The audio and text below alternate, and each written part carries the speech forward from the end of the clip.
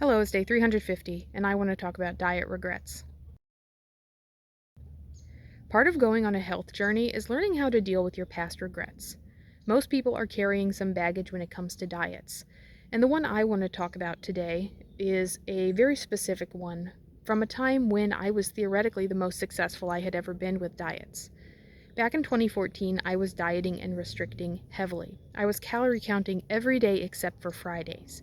Fridays were my sanctioned binge days when I wouldn't count calories at all and I would allow myself to eat whatever I wanted. And because of this, I was losing weight, not necessarily rapidly, but regularly.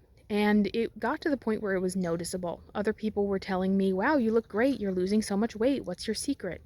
And I felt really validated.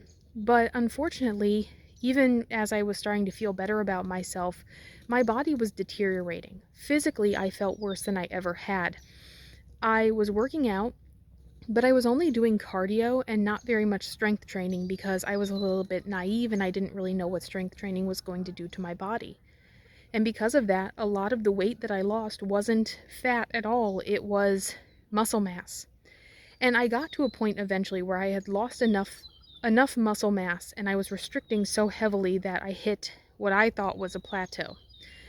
And I had heard that you're supposed to just work through the plateau and eventually it will resolve itself. You'll get to a point where you'll start losing weight again. But that never happened to me. I didn't have muscle to burn calories. Like muscle burns more calories than fat, right? And I just didn't have very much of it. My sanctioned binge days on Fridays, I was getting to a point where I was so famished on those days that I ate back most of the deficit calories that I had during the week. Mentally, I was insane. I was constantly thinking about food. I was constantly thinking about what I was going to eat next, what the next meal was going to be, what should I have, and was it allowed, that kind of thing.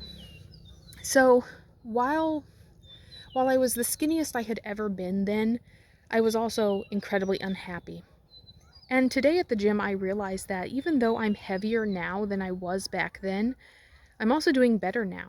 I can run farther, I can lift more, and while I don't maybe look good, I'm not chasing that beauty standard, I feel so much better, man. I sleep better, my muscles don't hurt, my joints don't hurt, and I have brain power for other things in my day. It's it's weird to look back on a regret and not really like I think the people who say no regrets, don't regret anything in your life because you learned something from it.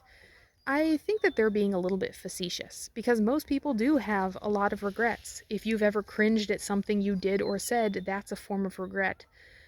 And that's how I feel about my past diet self. I don't know that if I could go back in time if I would say anything. I don't think it would matter. If I could meet that person I was, I don't think she would believe me. She would look at me, she would look at my chubby face, my double chin, and she would say, "Man, there's no way you feel good about yourself. There's no way. You're just lying to yourself." But it is true.